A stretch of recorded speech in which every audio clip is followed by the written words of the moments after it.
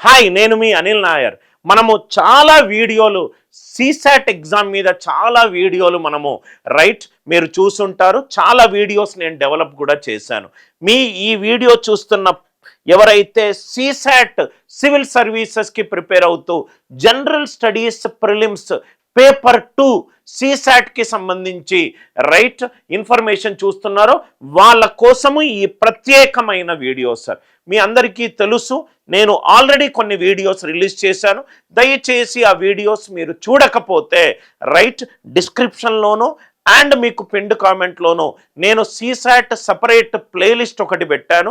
ఆ playlist click చేస్తే మీకు సీసాట్ ఎగ్జామ్ అంటే ఏంటి, సీసాట్ ఎగ్జామ్ ప్యాటర్న్ ఎలా ఉంటుంది, సీసాట్లో సిలబస్ ఏంటి, సీసాట్లో ఇంపార్టెంట్ టాపిక్స్ ఏంటి, ఆ టాపిక్ వైజ్ ట్రెండ్స్ ఏంటి, టాపిక్ 80 క్వశ్చన్లలో ఎన్నెన్ని క్వశ్చన్లు మ్యాథ్స్ నుంచి వస్తాయి, రీజనింగ్ నుంచి వస్తాయి, ఇంగ్లీష్ నుంచి వస్తాయి, ఏ టాపిక్ నుంచి క్వశ్చన్లు వస్తున్నాయి, ఏ టాపిక్ నుంచి over a period of 10 years minimum 1 question వచ్చింది, ఏ టాపిక్ల మీద మనం కాన్సన్ట్రేషన్ చూపెట్టాలి, ఏ టాపిక్లను మనము ప్రాబబ్లీ కొంచెము లేట్గా అయినా చదవచ్చు అని చాలా స్ట్రాటజీ వీడియోలు చేశాను.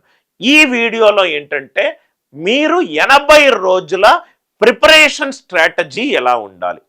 మే 25వ తారీఖు మనకు ఎగ్జామ్ ఉందని చెప్పి అనౌన్స్మెంట్ వచ్చింది. ఈ ఎగ్జామ్ వరకు మనము ఏం చేయాలి? నేను ఇప్పటి వరకు సీసాట్కి ప్రిపేర్ అవ్వలేదు సార్.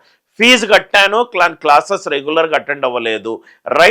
నాకు సీసాట్ ఈ మధ్య నేను ఒక సీసాట్ మాక్ పేపర్ రాశాను, నాకు తక్కువ మార్కులు వచ్చాయి అని చాలా మందికి వాళ్ళ మైండ్లో ఉన్న కొన్ని భయాలు. జనరల్గా ఒక student behavior 2-3 months before exam ఒక సెన్స్ ఆఫ్ ఫియర్ కావచ్చు, ఒక సెన్స్ ఆఫ్ డిస్కంఫర్ట్ కావచ్చు, ఒక sense of if and then questions కావచ్చు.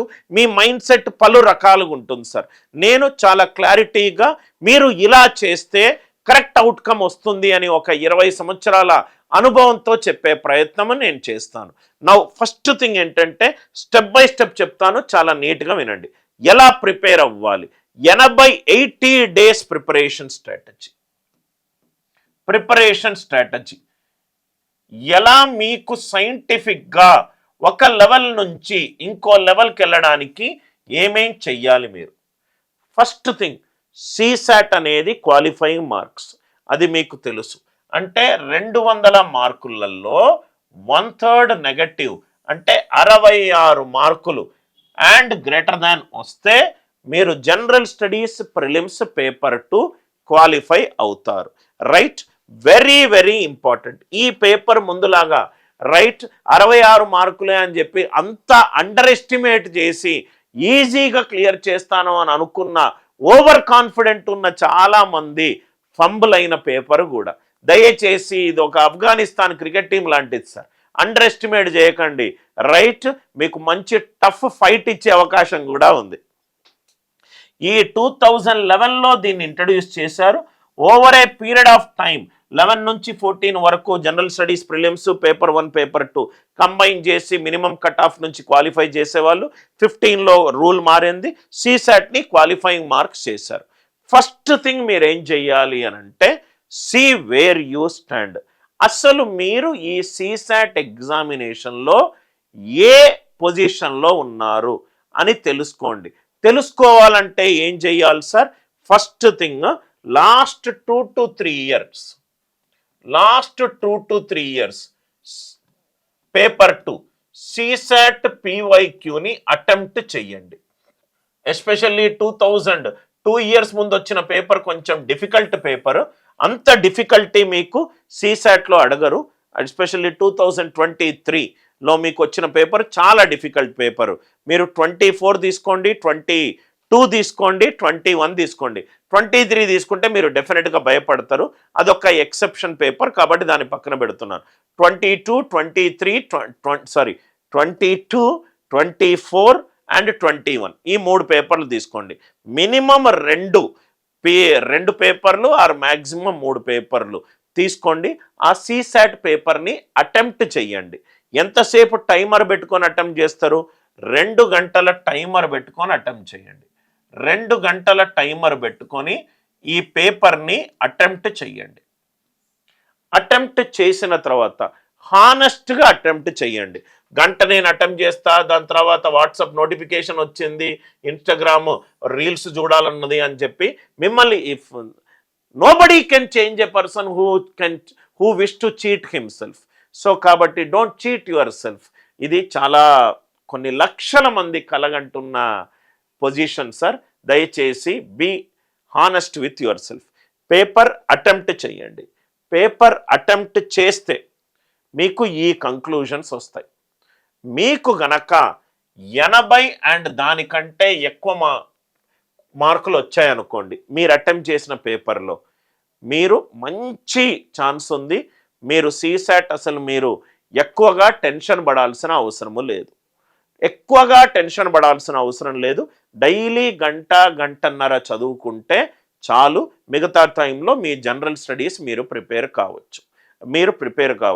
మీకు కనుక లెస్ దాన్ 70 మార్కులు గనక ఆ పేపర్లో వచ్చినట్టయితే it's a matter of concern. అంటే దీనివల్ల మీరు క్వాలిఫై అవ్వకపోయే ఛాన్స్ ఎక్కువగా ఉంది. సో కాబట్టి దీనివల్ల మీరు ఇబ్బంది పడతారు. దీనికి మీకు ప్రాబబ్లీ మంచి కాన్ఫిడెంట్ మూడ్లో ఉన్నారు, ఇది డేంజర్ జోన్లో ఉన్నారు.